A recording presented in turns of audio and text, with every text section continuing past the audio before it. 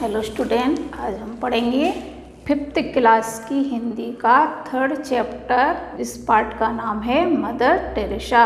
तो आज हम मदर टेरेसा के जीवन के बारे में पढ़ेंगे। दीन दुखियों की सेवा में अपना जीवन बिताने वाली मदर टेरेसा का जन्म 27 अगस्त 1910 में यूगोस्लाविया में हुआ। माता पिता ने उनका नाम एग्नेस गोन्वस्का रखा। 18 वर्ष की कम उम्र में ही उन्होंने धार्मिक जीवन अपना लिया और अपना नाम बदलकर मदर टेरेसा रखा।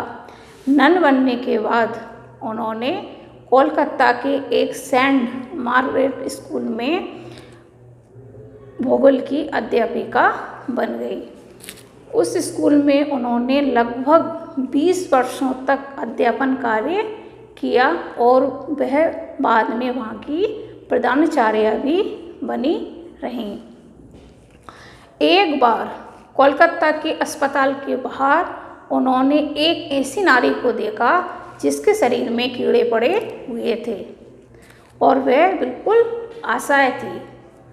तो उन्होंने उस नारी की जब तक देखरेख की तब तक उसकी मृत्यु ना हो गई।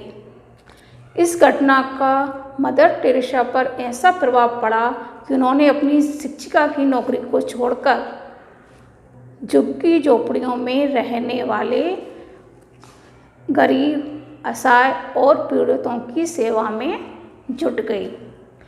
उन्होंने अनुभव किया कि अब तक का उनका जीवन व्यर्थ बीता जा रहा था। शिक्षिका बनकर जीवन व्यतीत करना सही नहीं है। उनका कार्य तो समाज के गरीब, असहाय और दीन दुखियों की सेवा करना है।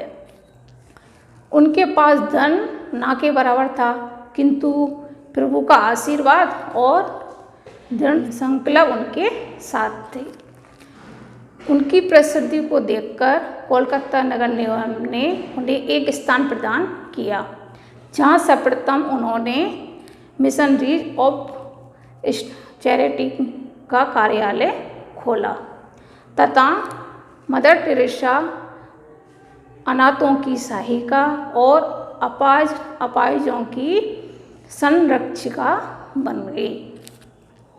सन 1952 में मदर टेरेसा ने अनाथों के लिए निर्मल फ्राइडे होम खोला, जहां पर पोलियो और अन्य खतरनाक बीमारियों से बच्चों को बचाने के लिए सुविधाएं उपलब्ध होती थी।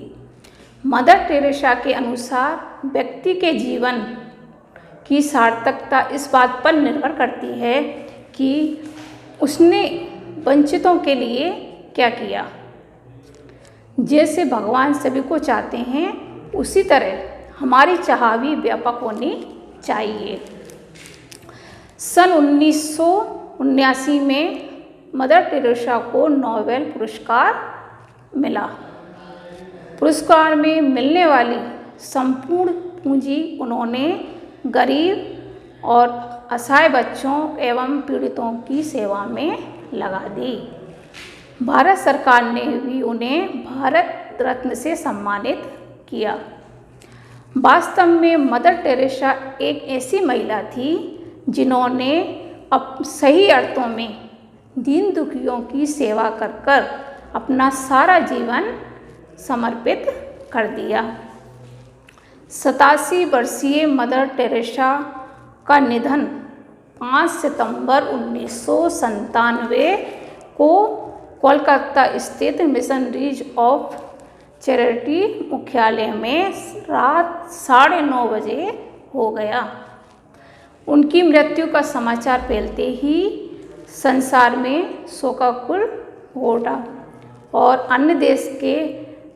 संसार के अन्य देश के लोग भी उनके शोक व्यक्त करने लगे और उन पर भी उनकी मृत्यु का गहरा सदमा पहुंचा।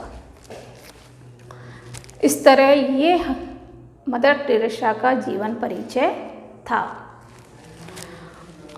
अब बच्चों, अब उनके जीवन से हमें क्या शिक्षा मिलती है? तो उनके जीवन से ये शिक्षा मिलती है कि जिस तरह मदर टेरेसा ने गरीब, बेसहारे और पीड़ितों की इस कदर सेवा की कि उन्होंने अपना सारा जीवन उनकी सेवा में समर्पित कर दिया, तो उसी तरह हमें भी गरीब, बेसहारे लोगों की मदद करना चाहिए।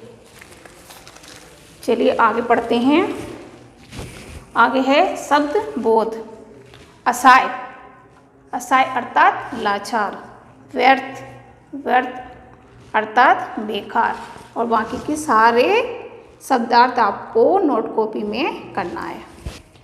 आगे है नंबर का, उच्चारण कीजिए। इन शब्दों का उच्चारण आपको करना है। नंबर खा है, सोचकर प्रश्नों के उत्तर बताइए। नन बनने के बाद मदर टेरेसा किस स्कूल में अध्यापिका बनी?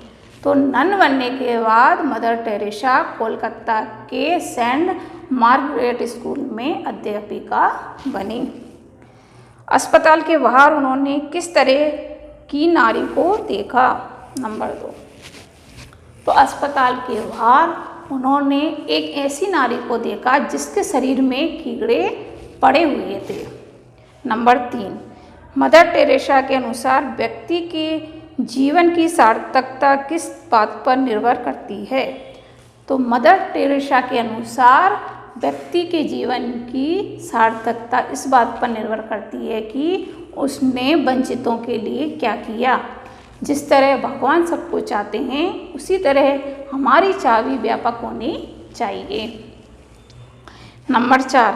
भारत सरकार ने मदर टेरेसा को किस सम्मान से सम्मानित किया? तो भारत सरकार ने मदर टेरेसा को भारत रत्न से सम्मानित किया। आगे है नंबर खा, सही शब्द से रेगिस्तान भरिए।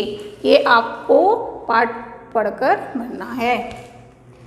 नंबर 10, सही उत्तर पर राइट का चिन्ह लगाइए। नंबर 4, सही कथन पर राइट तथा गलत पर क्रॉस का चिन्ह लगाइए। ये दोनों होमवर्क भी आपको करना है। आगे है व्याकरण बोध। नीचे दिए गए शब्दों में से उपसर्ग और मूल शब्द अलग कीजिए। उपसर्ग वह शब्द है जो किसी शब्द के आगे जुड़ता है, वह उपसर्ग कहलाता है। और मूल शब्द उपसर्ग और प्रत्यय हटने पर जो शब्द बचता है उसे मूल शब्द कहते हैं। जैसे निर्भय, निर्भय का निर प्लस भय। आश्रम, आश्रम का जाएगा आ प्लस श्रम। विदेश, विदेश का जाएगा बी प्लस देश। प्रभाव, प्रभाव का प्र प्लस प्रभाव। ये आपके होमवर्क हैं। आज का हमारा जीके का क्वेश्चन है, जलियांवाला हत्याकांड कब और कहाँ हुआ था? इसका आंसर आपको अपनी जीके की होमवर्क कॉपी में करना है और चेक करवाना है। धन्यवाद।